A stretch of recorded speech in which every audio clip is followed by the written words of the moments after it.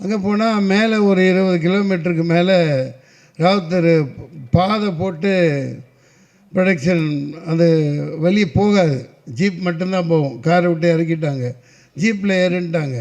போனால் ஒரு பெரிய மஞ்சள் பச்சை கலந்த நீட்டமான பாம்பு போய்கிட்டு இருக்கு.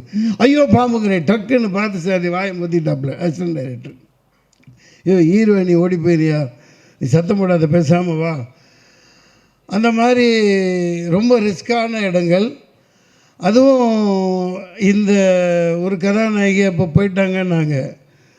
இந்த ரம்யா கிருஷ்ணன் பாத்திரத்தில் நடிக்க இருந்தவங்க இப்போ மாதரசி